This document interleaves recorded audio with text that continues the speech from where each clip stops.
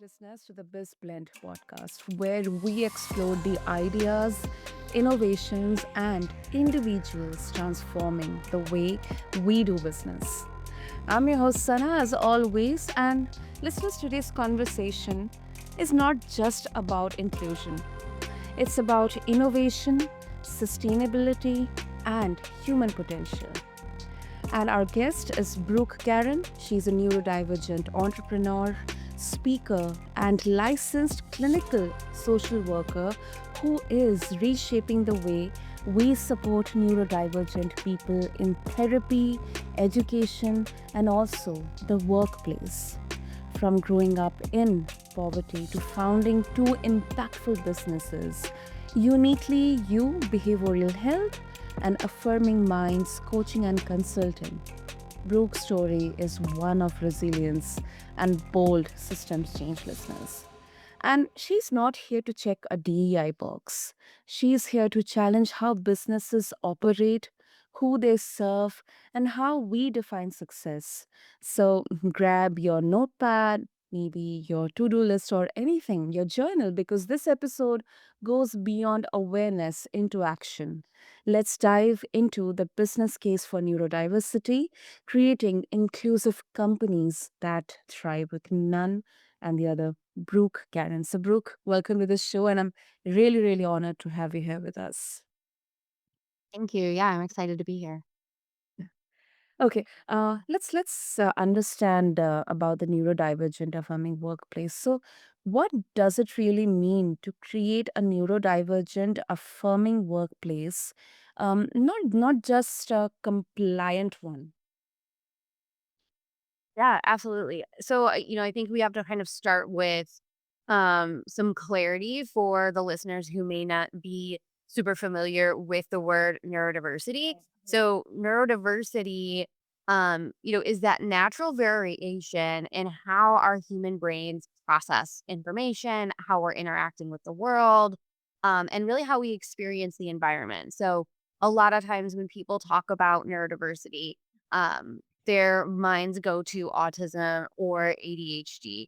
But it really includes a really large umbrella looking at dyslexia, OCD, Tourette's, a lot of things that are impacting people's ability to interact. Um, so I myself am both autistic, ADHD, and dyslexic. And so, you know, it, there are a lot of things that are impacting the way that I'm interacting.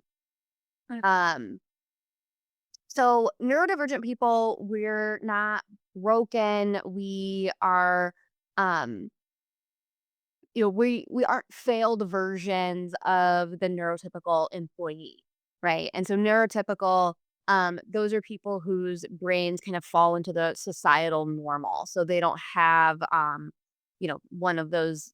They don't have any letters behind the name or, a diagnosis.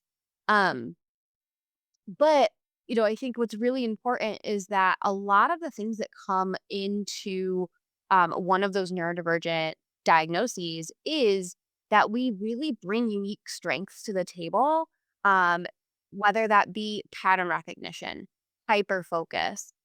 We can have creative problem solving, um, systems thinking. We really are able to show up into spaces and look at things from a different lens because we have a different lens, right? It's not a hat we're trying on. It's quite literally how we are.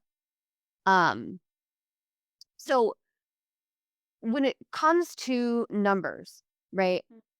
In the United States, there are about 1 in 5 yeah. people are neurodivergent. And there are likely many more that are undiagnosed due to race, gender, or socioeconomic barriers, right? Mm. Um, and when we're looking at the numbers for unemployment or underemployment among neurodivergent adults, it's shockingly high. We're looking at 30 to 40% in some cases. Um, Distraction. and I think that often that is because um, traditional business owners, traditional HR, traditional systems will penalize those differences rather than leverage it. And that's really what, you know, I want to help companies be able to do is to lean in and build those systems with neurodivergent minds in mind, right? So we're looking at gains in innovation, retention, morale, and productivity. And that's not a soft benefit, right? That's a bottom line issue that as business owners, we're always thinking about. Mm.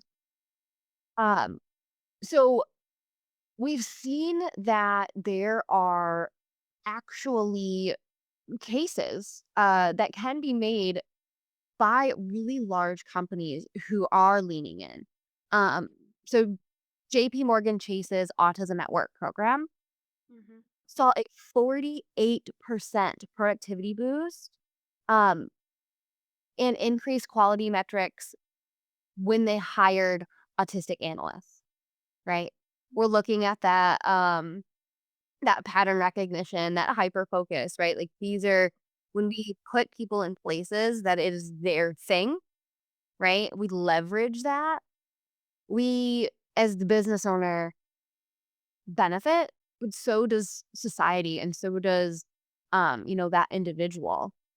Um, we see um as a the owner of Affirming Minds Coaching and Consulting, when I'm working with, even smaller ones, like smaller companies, we're seeing improvement in our workflows, stronger team dynamics, better client satisfaction because we're putting the right people in the right seats and giving them the things that they need. Um, Often, right, our companies are gonna be like, "Well, um, how do we do that? What does that look like? Is that going to be expensive?" And really, no. We're talking about alternative forms of communication.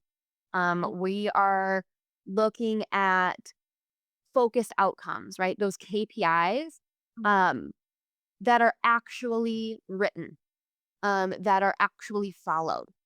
We're looking at, just some differences in our spaces. So maybe we're letting people, put some covers over lights. You can get like a pack of those on Amazon for, a few dollars, right?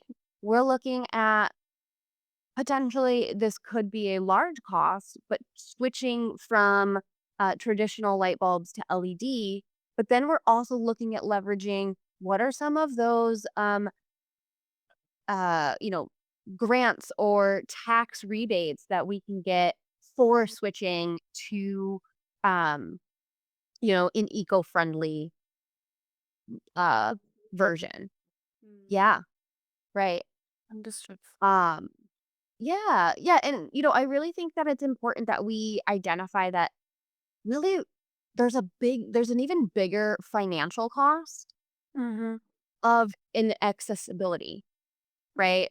So, kind of looking at what are the costs of ignoring neurodiversity, right? We might lose talent. Um, Sometimes a neurodivergent person, um, they may show up differently in that initial interview. They may show up a little bit different in your team meeting. And that is not a reason to not bring them onto the team or, push them out, right? We have to look at, okay, what are some of our expectations in this interview that might um, make it difficult for a neurodivergent person to engage with me, right? To really show their talent. Mm. Uh, we're looking at we're potentially wasting money on recruitment and training, right? That's one of our biggest costs, not only quite literally financially, but we're pulling staff out of their day to day to train these new people, right? That's decreasing their productivity, Mm. which is going to impact our bottom line, Mhm. right? Um, you know, one thing that I know the listeners can't see here, But allowing people to turn off their cameras in a meeting, um, having, um, the ability to just not be seen, Okay. right?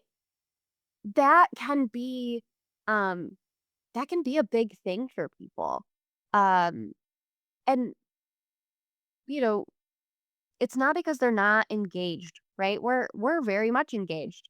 Um, but We're just sometimes exactly, yeah.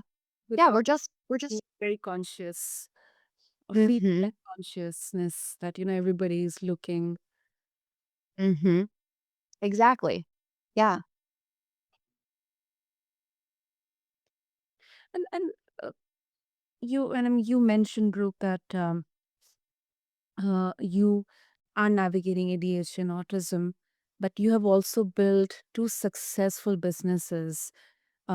So how did your Mhm, neurodivergence shape your leadership style? And then what did you have to unlearn from traditional business norms? mm, Like very well mhm. mentioned about the gaps and the staggering percentage of unemployment, especially in the states.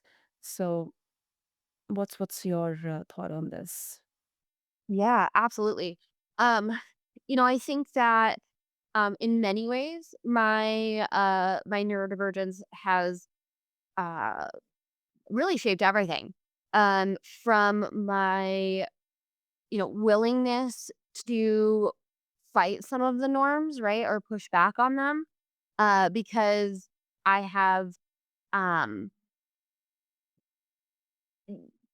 my neurotype isn't, immediately going to just accept a rule because it's been given. I really wanna know the why behind it. I wanna know, um, w what is the reason we do it that way? Is it just because we've always done it that way? And is that the best way, right? Um, and I think a way that that really shows up in my leadership style is that I really want our, um team members to tell me when something is seems like a silly rule, right? Or a silly process. Why are we doing it that way? Um, and I want them to ask. I want them to literally ask so that we can make our systems better.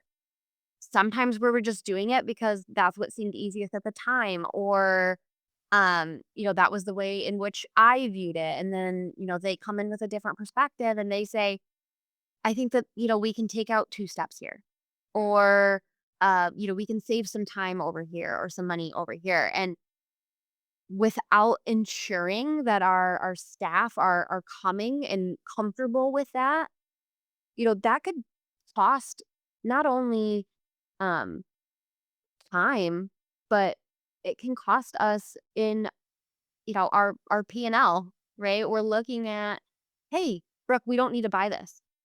Hey, get rid of this software. We can do it this way." And so those are the kind of things that, I think really show up in my leadership style. Um, is that like I don't necessarily care about the normal. I want that innovation. I want you to think and be flexible and um come to leadership with your ideas. Mm. Yeah. That is I think I believe that these kind of conversations and discussions, it creates inclusivity in terms of that everybody is able to contribute according to their strengths, not Mhm. that they have to or they need not have to, but it definitely creates that feeling within them, that trust within them, that they are a part of this company or this organization or this team. um, because traditionally we have seen that many leaders, they are taught to mask or optimize or normalize Mhm. their behaviors to suit, to adjust according to the norm. So that is really, I think, embracing. rather than masking is definitely a growth strategy, and it definitely brings up innovation because, as you very rightfully mentioned about fear of the situations in there, like whether this tool is okay to not to use, or whether we can um, work on the PNL, or we can uh, go a bit creative in ways to innovate or solve a problem or look at a problem from a different perspective. So that's Yeah. really I should say healthy environment to thrive. um and then Brooke, let's try to understand the current situation here. So what are some of the most common missteps you believe Mhm. companies make when trying to include neurodivergent talent? And how do these efforts sometimes cause more harm than help? Yes, absolutely. Great question. I think, one big thing I think when we talk about inclusion in any kind of way, right? The mindset is um, that it is changing the bar, or it is a charity Mhm. thing, right? But I think really thinking about it as not charity but strategy, right? We are not doing this as a favor for people. We're not, this inclusion is not, out of, the kindness of our heart, and we have to be butterflies and unicorns. Um, you know, uh, when it comes to that, um, we really have to, I think when companies kind of come in with that, and they look at um this initiative that they may have set in place around um oh, we're going to start making sure that we're bringing on neurodivergent people, and they almost kind of like tokenism, right? When that starts to occur, that's not that's not going to get you the benefit that you are looking for. That's not benefiting that person. That's not benefiting the community, right? We are just tokenizing this person and trying to say like, "Oh, look how good we did." Right? Um, we really have to think about neurodivergent minds not as a liability to be managed, but really as, kind of assets to be optimized, right? If we're looking at all people, right, as how can I support this person in their position, they're then going to support my mission, Mm. right? That is really the way that we need to be. Of course, not just looking at our neurodivergent folks, right? But we need to be looking at all of our people. We need to be changing our workplaces to support the person. And by doing so, that will ultimately, they'll be more willing to support us. They're going to be more willing to go that extra mile, right? Um, I really think that those are the kind of things that when companies forget that people are people and they need to be supported, and what can we do to help them best perform, regardless of neurotype, regardless of gender or race or any of those things. If when we're looking at them as a person, as an individual, and we're saying, how can I help them grow? They are going to grow, right? And that growth is going to help us as the business owner, as the manager. And so those are really the things that I think um when we come at them from a those are the biggest mistakes that companies make when attempting to do something for inclusion, is not doing it as a true um uplifting of their people, but more as a kind of, hey, give me my pat on my back. Yeah. And it shouldn't be like shouldn't be like an obvious, um, kind of a PR exercise that just Mhm. think of displaying it as a work of goodwill and betterment, Yes. but we are not doing this. And Right. neurodivergent, or even if we talk about disability, um, Mhm. I think what I believe, Brooke, is let's not make ourselves feel, or you know that we are neurodivergent or we are special. Just treat us equally, Mhm. help us identify our strengths, and we'll also help you. We'll also contribute. I think the discussions, the actions, the culture should shift towards this. That's what I believe. Yes. Yeah, absolutely. And that's why I think, when we are looking at things as just the humanness of it, right? We remove that possibility of them, um, of it becoming that way, right? Mhm. When we're just looking at everybody as how can we help them grow, Yeah. we're then shifting to helping everyone grow. We're not, you know, it just becomes part of our culture. It's part of our norm. And so if somebody comes to us and says, hey, you know, insert thing that I need support around, Mhm. we're not blinking an eye. We're saying, oh, yeah, we've done that. Or, oh, maybe we haven't encountered that yet. But because our culture is flexibility, because our culture is supporting our people, Mhm. we are able to be flexible in supporting them. It's not a, "Oh, man, uh, Jen needs this thing, and now we're changing all of our stuff." It's actually just normal, right? No one's even gonna notice. No one knows that it was for Jen because we're so used to these kind of changes, these kind of tweaks, right? We're not changing entire systems, of course, right? We're not asking people because someone, doesn't do well with your CRM that we're changing that, right? That's not at all, right? We're Mhm. just talking, those little things, those things that usually cost us nothing, and that is truly just about ourselves being able to engage in that mindset shift.